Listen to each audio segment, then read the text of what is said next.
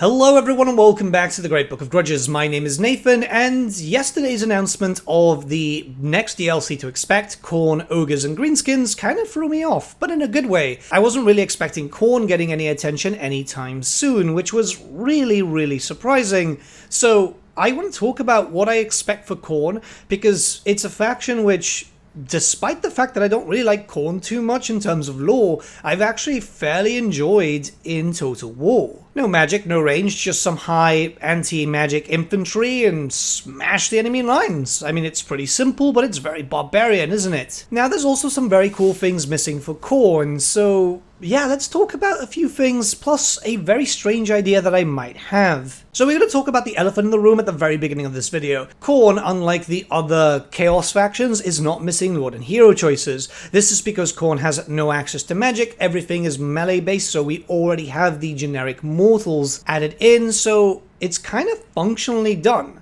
Now there's two ways that they can go about this, and one of them is a little bit weird. If they wanted to do something very interesting for the generic Lord and Heroes, rather than adding some new stuff in, how about they kind of changed how it functionally works just for Khorne, giving Khorne access to essentially weapon swapping, which would be in the same vein as Daniel, literally just for the weapon swaps. This means that you could tailor your character to be a Chaos Lord of Khorne or Exalted Hero Khorne, but, you know, with additional hand weapons if you wanted that, with a great weapon if you preferred that, with a halberd or with a sword and shield. And if they wanted to go the extra mile, then they could decide to go, oh, let's give them a flail too, which is something that you expect with the Khornate stuff when we talk about certain end times units that could possibly be added into this DLC. This is if they want to be original with it, but they also want to keep it in line with the fantasy of Khorne, which I think would work quite well. The other option is going into the Warhammer Fantasy roleplay books and getting some sort of shaman out of it.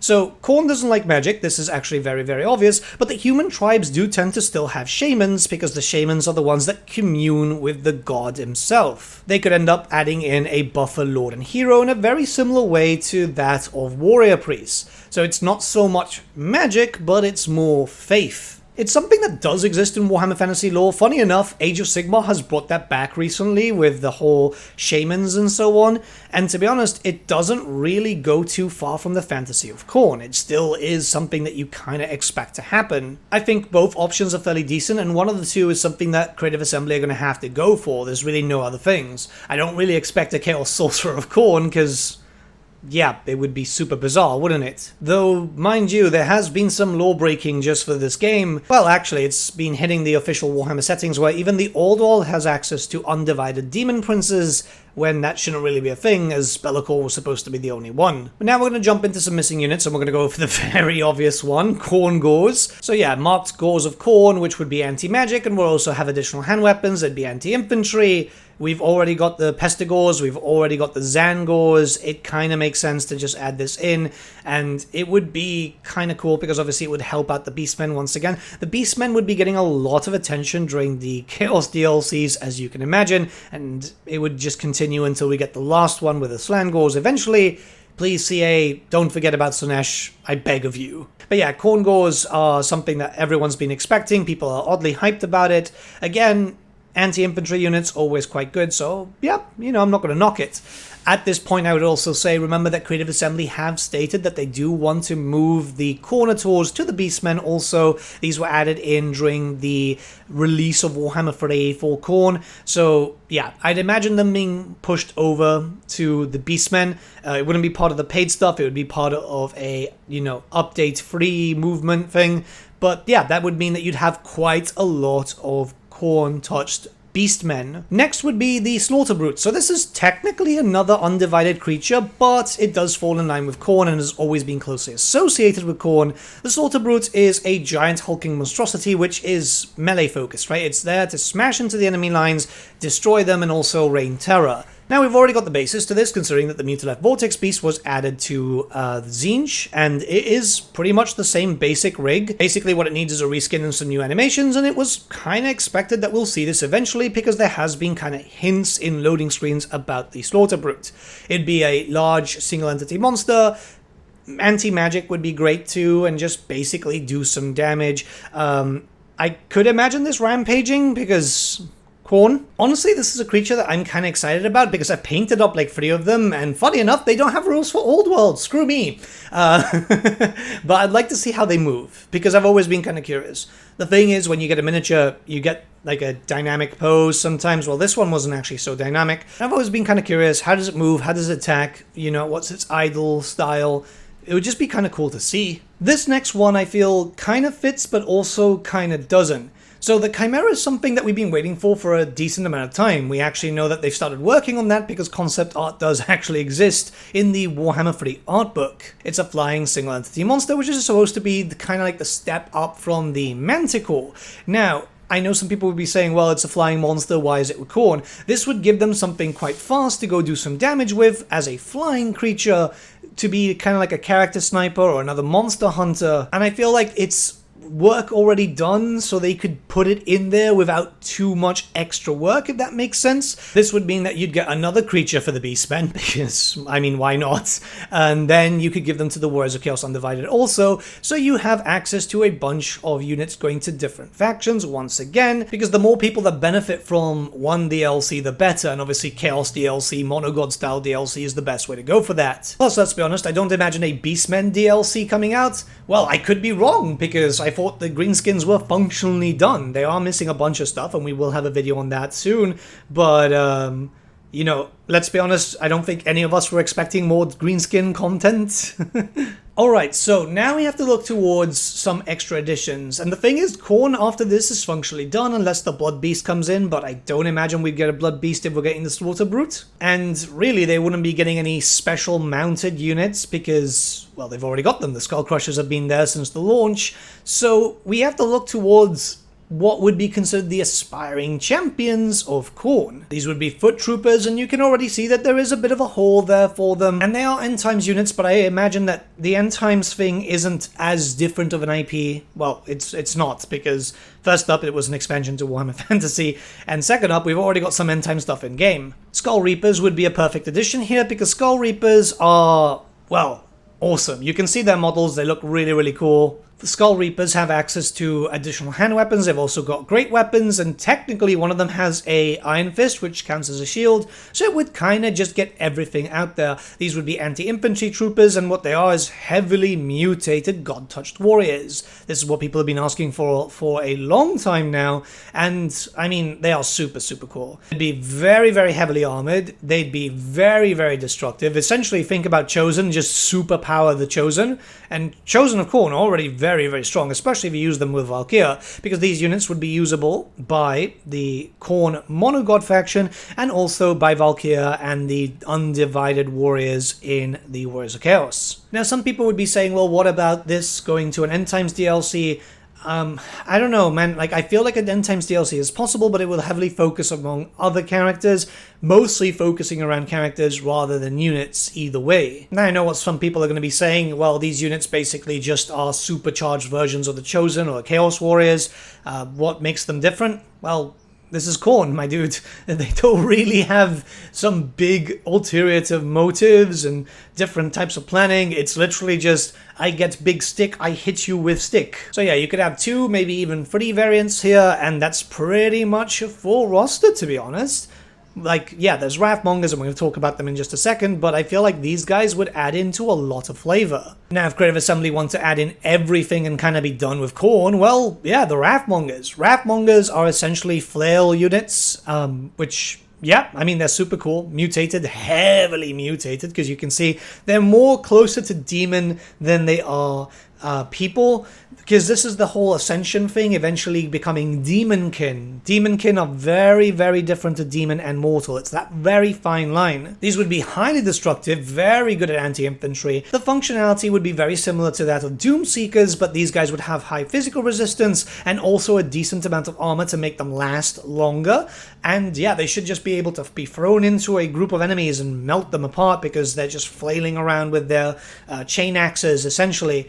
Again, similar to the Doomseekers. Units like this, while not the most interesting to people who aren't big fans of Khorne, would still be very, very popular purely because of their functionality and their very unique look. Sometimes in Warhammer, and also historical games too, you'll get units that have the same functionality but will look very different and perform better this is one of those cases, and it's a unit that I do like. Okay, we're going to start talking about legendary characters, and we're going to start off with the FLC one, because, yeah, I mean, it's going to be Skulltaker, right? Skulltaker doesn't really fit in the form of a DLC Lord, but he does in the same vein as Epidemius, you know, a FLC legendary Lord, which you can only use in Immortal Empires, so he won't be accessible in the Realm of Chaos, and yep, he'll have his own star. Somewhere kind of fun would be kind of cool. The issue is that it's getting kind of chock-a-block in the Immortal Empires map. So, I mean, if they put him up north, he'd be very close to Valkyria, which I don't know if that's going to be kind of good.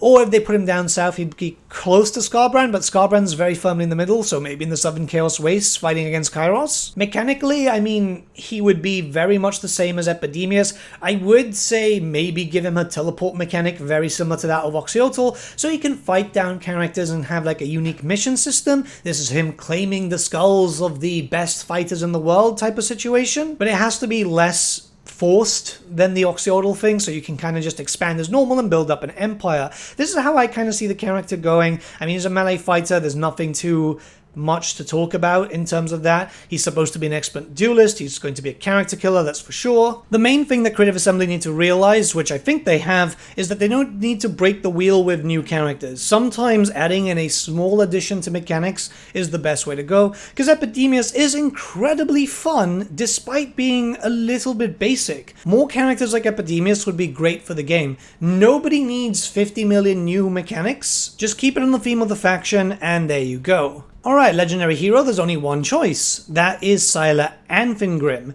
Originally it was going to be like between this one and Karanak, but obviously Karanak is coming in 5.1. We're expecting another legendary hero for Khorne, which would be kind of cool. And this is the monkey, right? A lot of people want this character, mostly because he's kind of interesting. He is a former Norscan of the Greyling tribe, very good for close combat. I mean, he was pretty much dedicated to Khorne as it stands out. This character did get blessed by Khorne, but in a very different sense, because as he kept proving himself in battle, he was blessed and blessed and blessed and blessed. Now you might think, well, that sounds great, you know, he's probably going to become a demon. The thing is, the gods, the Chaos gods are very interesting when they offer blessings. Too many blessings and you could end up becoming, well, this. He's essentially and functionally a Chaos Spawn. Yeah, he's not going to become a Demon Prince anytime soon. What he has been able to do is be incredibly destructive, and he's still very much part of the whole, yeah, you know, blood for the blood god, kill for Khorne. He still talks, unlike many other Chaos Spawn, which kind of just grown, but he's definitely very unique. He's got a very cool model. Like, this character's had a lot of iterations. I think twice in Warhammer Fantasy, and twice in Blood Bowl, I think, too.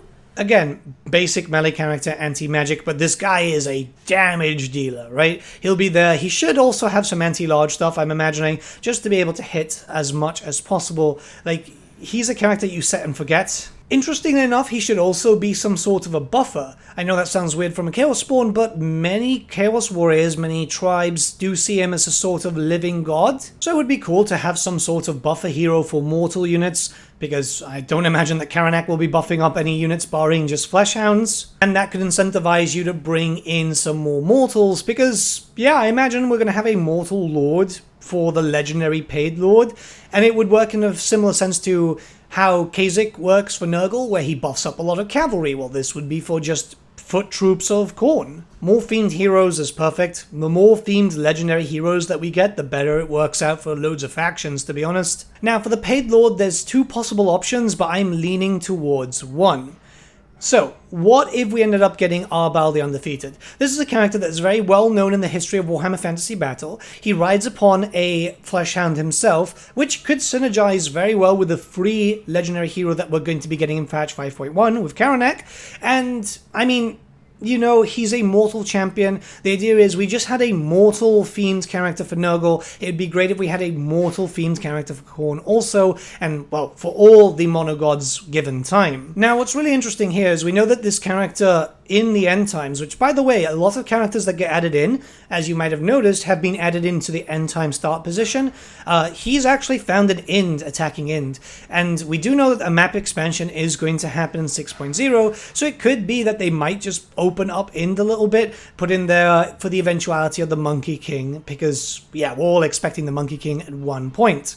But, yeah, melee focus character, having a lot of buffs towards flesh hounds too, and just doing a lot of damage, being very, very fast. Cavalry focus character that we don't really have with Khorne right now. Plus, putting him in Ind would put him far away from potentially everyone else. Mechanically, he'd work very similar to Khorne. I imagine that Khorne might get a little bit of a facelift when it comes to the baseline mechanics. I don't know what they could actually add for him, you know, uniquely, but that's something that Creative Assembly can come up in their own rights, or obviously with Games Workshop. The main thing is having a mortal would be great. Having more incentivization to use mortal units, because a lot of people will just move to bloodletters and so on. So if you've got a faction that focuses on using mortals, you have the variety. This is why I like Tamukon so much, and this is what should be done with all of them. The main thing here is we'd also get a facelift, because the old model is oh my god, very old. It didn't age well in the history of Warhammer Fantasy. I could imagine it getting a proper facelift. You never know.